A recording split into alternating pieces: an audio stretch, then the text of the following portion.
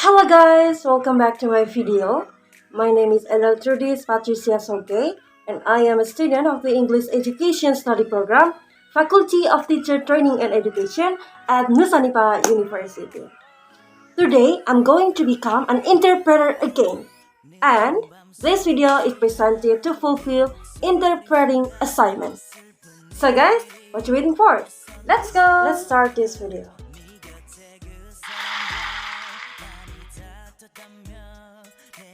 When I was a kid, my mom and I made this deal. Ketika saya masih kecil, saya dan ibu saya membuat sebuah kesepakatan. I was allowed to take 3 mental health rest days every semester as long as I continued to do well in school. Di setiap semesternya, diizinkan oleh ibu saya untuk mengambil waktu selama 3 hari untuk istirahat mental. Asalkan selama itu saya telah bersekolah dengan baik. This was because I started my mental health journey when I was only 6 years old. Ini dikarenakan saya mulai mengalami gangguan kesehatan mental sejak saya berumur 6 tahun. I was always what my grade school teachers would call a worrier, but later on we found out that I have trauma-induced anxiety and clinical depression. Ketika saya masih di sekolah dasar atau SD, saya sering disebut oleh guru saya sebagai seorang yang suka cemas, seorang pencemas. Dan pada akhirnya saya sadar bahwa ternyata saya mengalami trauma dan depresi klinis. This made growing up pretty hard. Ini membuat masa dewasa saya terasa berat. I was worried about a lot of things that other kids weren't, and school got really overwhelming sometimes. Ini membuat saya sangat kebingungan dan merasa pusing, dan terkadang sekolah bisa sangat memusingkan. This resulted in a lot of breakdowns, panic attacks. Sometimes I was super productive, and other days I couldn't get anything done. Akibat hal ini membuat saya di hari-hari lainnya saya bisa sangat produktif, namun ada di situasi mana saya bisa untuk tidak melakukan apa-apa dan hanya terdiam. This was all happening during a time when mental health wasn't being talked about as much as it is now. Hal ini terjadi ketika kesehatan mental jarang dibicarakan seperti saat ini. Especially youth mental health. Terkhususnya kesehatan mental remaja. Some semesters I used all of those rest days to the fullest. Beberapa semester hari-harinya itu saya gunakan dengan maksimal. Others, I didn't need any at all. Kadang-kadang juga saya tidak membutuhkan waktu untuk liburan. But the fact that they were always an option, tapi fakta bahwa mereka semua adalah opsi dari setiap tindakan yang saya lakukan, is what kept me a happy, healthy, and successful student. Now I'm using those skills that I learned as a kid to help other students with mental health challenges. Sekarang saya menggunakan pengalaman yang telah saya lewati untuk membantu murid lain dengan dalam tantangan kesehatan mental. I'm here today to offer you some insight into the world of teenage mental health. Hari ini saya di sini untuk menawarkan wawasan terhadap dunia kesehatan mental remaja. What's going on? How did we get here? And what can we do? Seperti apa yang sedang terjadi, bagaimana bisa dan apa sih yang bisa kita lakukan terhadap kejadian ini. But first, you need to understand that while not everyone has a diagnosed mental illness like I do, absolutely everyone, all of you have mental health. All of us have a brain that needs to be cared for in similar ways that we care for our physical well-being. Namun sebelumnya kita semua harus paham bahwa tidak semua orang memiliki gangguan kesehatan mental seperti saya. Tapi hal yang perlu kita ketahui bahwa semua orang bisa saja terkena gangguan kesehatan mental. Kita juga harus terus menjaga kesehatan mental kita sama dengan bagaimana kita menjaga kesehatan fisik kita. Our head and our body are connected by much more than just our neck after all. Mental illness even manifests itself in some physical ways, such as nausea, headaches, fatigue, and shortness of breath. So, since mental health affects all of us, shouldn't we be coming up with solutions that are accessible to all of us? That brings me to my second part of my story. Hal-hal itu sangat memusingkan kita ketika kita berada di posisi tersebut. Sakit kepala, mual, muntah-muntah adalah hal yang sering terjadi ketika kita mengalami kesehatan mental, bukan hanya dalam keadaan kesehatan fisik yang terganggu. When I was in high school, I had gotten pretty good at managing my own mental health. Hal ini membawa saya ke dalam cerita yang kedua, bahwa ketika saya sudah SMA, saya sudah mulai cukup pintar mengatur terkait kesehatan mental saya. I was a successful student and I was president of the Oregon Association of Student Councils. Saya dulu merupakan siswa yang pintar dan saya pernah tergabung dalam Ketua Asosiasi Dewan Murid Oregon atau bisa disebut dengan OSIS, Ketua OSIS pada zamannya. But it was around this time that I began to realize mental health was a much bigger problem than just for me personally. Unfortunately, my hometown was touched by multiple suicides during my first year in high school. Sayangnya, banyak kejadian bunuh diri di sekitar lingkungan saya pada tahun pertama saya di SMA. I saw those tragedies shake our entire community. Saya melihat bahwa kejadian tersebut telah mengguncang organisasi, mengguncang komunitas kami. And as the president of a statewide group, I began hearing more and more stories from students where this had also happened in their town. Dan di setiap harinya saya mulai mendengar banyak kisah yang sama dari komunitas lain, dari murid-murid juga di kota lain. So in 2018 at our annual summer camp, we held a forum with about 100 high school students to discuss teenage mental health. Pada tahun 2018, kami membuat sebuah pertemuan forum, di mana kami mengundang 100 orang untuk membahas terkait kesehatan mental remaja. We do. Apa yang bisa kami lakukan? We approached this conversation with an enormous amount of empathy and honesty, and the results were astounding. Kami memulai setiap percakapan ini dengan empati dan semangat yang luar biasa, dan ternyata hasilnya juga sangat mengejutkan. What struck me the most was that every single one of my peers had a story about a mental health crisis in their life. Satu hal yang mengguncang kami adalah hampir semua anggota yang mengikuti forum ini bercerita tentang bagaimana krisis kesehatan mental di sekolah mereka. School, no matter if they were from a tiny town in Eastern Oregon or the very heart of Portland. This was happening everywhere. We even did some research and we found out that suicide is the second leading cause of death for youth ages 10 to 24 in Oregon. Setelah melakukan penelitian, kami menemukan fakta bahwa kasus bunuh diri merupakan kasus terbanyak kedua untuk remaja berusia 10 tahun sampai 20 tahun di lokasi kami, yaitu di Oregon. The second leading cause. We knew we had to do something. So over the next few months, we made a committee called the Students for a Healthy Oregon. Pada beberapa bulan ke depan, kemudian kami mulai membuat sebuah organisasi atau komunitas yang bernama Dari Siswa untuk Kesehatan Orang-orang Oregon. And we set out to end the stigma against mental health. We also wanted to prioritize mental health in schools. With the help of some lobbyists and a few mental health professionals, we put forth House Bill 2191.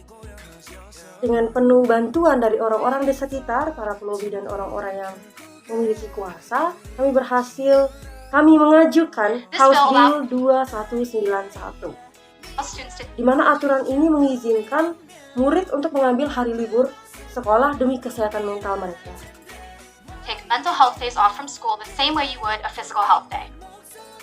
Because oftentimes that day off is the difference between feeling a whole lot better and a whole lot worse. Kind of like those days my mom gave me when I was younger.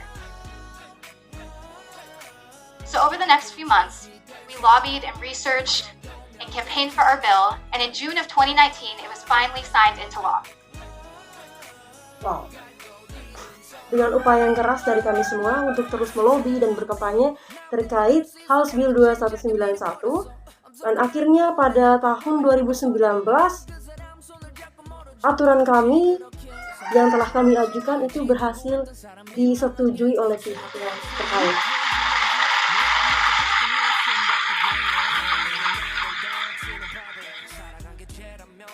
This was a groundbreaking moment for Oregon students. Kami merasa senang dan ini merupakan sebuah momen terobosan bagi murid-murid para siswa di Oregon. Here's an example of how this is playing out now. Let's say a student is having a really hard month. They're overwhelmed, overworked, they're falling behind in school, and they know they need help. Maybe they've never talked about mental health with their parents before, but now they have a law on their side to help initiate that conversation. Nah, begini bagaimana aturan yang kami ajukan bisa berlaku. Misal seorang murid itu telah mengalami 1 bulan yang berat, kemudian dia pasti sudah merasa lelah dengan tugas, dengan pekerjaan, dengan ketertinggalannya dalam pelajaran dan sebagainya, dan pastinya mereka membutuhkan bantuan. Terkadang juga mereka tidak bisa menyampaikan keluh-keluhan mereka kepada orang tua, mungkin karena relasi dan sebagainya. Namun, dengan aturan House Bill 2191 ini dapat membantu anak-anak untuk berbicara kepada sekolah untuk meminta inisiasi berbicara untuk libur. Try to help initiate that conversation. The parent still needs to be the one to call the school and excuse the absence, so it's not like it's a free pass for the kids. But most importantly, now the school has that absence recorded as a mental health day, so they can keep track of just how many students take how many mental health days. Nah, tentunya orang tua tetap memiliki andil untuk menelpon sekolah terkait perizinan untuk sekolah. Hal ini juga membantu sekolah agar bisa mengabsen, bisa melacak siapa-siapa siswa yang mengalami gangguan kesehatan mental. If a student takes too many, they'll be referred to the school counselor for a check-in. Jika ada siswa yang terlalu sering mengambil cuti atau mengambil jadwal liburan terkait kesehatan mental, tentunya hal ini dapat diperiksa oleh sekolah untuk diajukan kepada konselor sekolah. This is important because we can catch students who are struggling before it's too late. Tentunya hal ini sangat penting dan dapat membantu kita karena kita dapat mengetahui siapa saja siswa yang mengalami gangguan kesehatan mental sebelum semuanya terlambat. One of the main things we heard at that forum in 2018 is that oftentimes stepping forward and getting help is the hardest step. Satu hal yang menarik yaitu pada tahun 2018 ketika kami berdiskusi bersama, kami menemukan bahwa meminta pertolongan dan men-sharingkan gangguan kesehatan mental yang dialami adalah hal yang tersulit untuk dilakukan. We're hoping that this law can help with that. Dan tentunya kami berharap bahwa aturan itu dapat membantu para siswa untuk berani berbicara, berani mengungkapkan isi hatinya terkait kesehatan. This not only will start teaching kids young how to take care of themselves and practice self-care and stress management, but it could also literally save lives. Ini bukan hanya dilakukan untuk memberikan edukasi kepada anak-anak terkait bagaimana cara memanajemen stres dan bagaimana cara untuk menjaga diri dari gangguan kesehatan mental, namun hal ini dapat membantu untuk mengurangi kasus bunuh diri dan kasus lainnya. Now students from multiple other states are also trying to pass these laws. I'm currently working with students in both California and Colorado to do the same because we believe that students everywhere deserve a chance to feel better. Bukan hanya di sini, di lokasi kami, tapi beberapa sekolah di kota lain, di tempat lain juga mulai mengaplikasikan aturan ini atau mulai mengajukan aturan ini kepada setiap sekolahnya. Karena kami yakin bahwa setiap siswa, setiap orang berhak untuk memiliki kesempatan untuk merasa lebih baik. Aside from all the practical reasons, technicalities, House Bill 2191 is really special because of the core concept behind it. Di balik semuanya itu, konsep yang menarik atau konsep inti dari House Bill 2191 ialah that physical and mental health are equal and should be treated as such.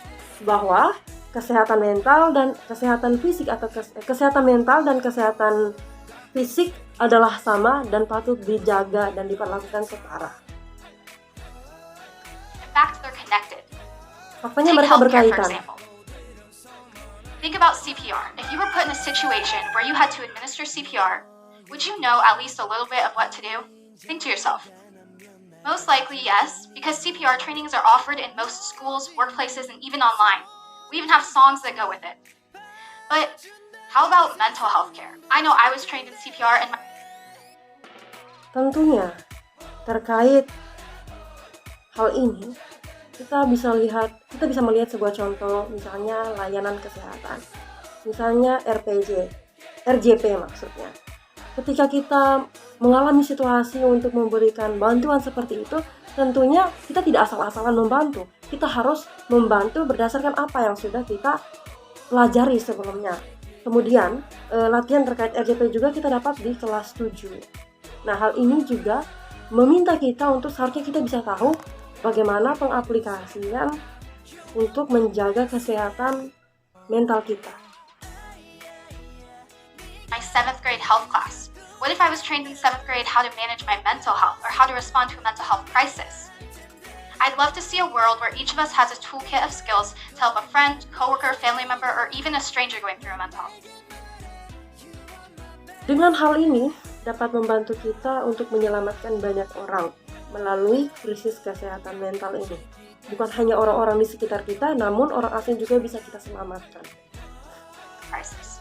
And these resources should be especially available in schools because that's where students are struggling the most. Dan hal ini sumber daya atau tujuan pokok sasaran utamanya adalah siswa-siswa yang berada di sekolah. The other concept that I sincerely hope you take with you today is that it is always okay to not be okay, and it is always okay to take a break. Oke, satu hal yang ingin saya sampaikan bahwa semua kita harus tahu bahwa tidak apa-apa untuk tidak baik-baik saja. Tidak masalah juga untuk kita beristirahat. It doesn't have to be a whole day. Sometimes that's not realistic. But it can be a few moments here and there to check in with yourself. Beristirahatlah, mungkin tidak seharian, namun di beberapa saat, di beberapa situasi, kamu harus pergi dan mengecek diri dan kesehatanmu. Think of life like a race, like a long-distance race. If you sprint in the very beginning, you're going to get burnt out. You may even hurt yourself from pushing too hard. But if you pace yourself, if you take it slow sometimes intentionally, and you push yourself other times, you are sure to be way more successful. So please, look after each other. Look after the kids and teens in your life, especially the ones that look like they have it all together. Mental health challenges are not going away, but as a society, we can learn how to manage them by looking after one another. And look after yourself too. Menarik. Dalam hal ini, sebagai bagian dari masyarakat, kita harus bisa menjaga diri sendiri, menjaga orang lain, dan mendukung dan bisa bersama-sama untuk saling memperhatikan. Karena kita adalah satu keluarga di dalam komunitas kita masing-masing. Kita juga harus bisa memperhatikan diri kita sendiri. As my mom would say, once in a while, take a break. Thank Seperti yang telah ibu saya sampaikan, sesekali beristirahatlah. you. Okay guys, that's all my video. Thank you so much for watching and see you guys on the next lovely video. Bye bye.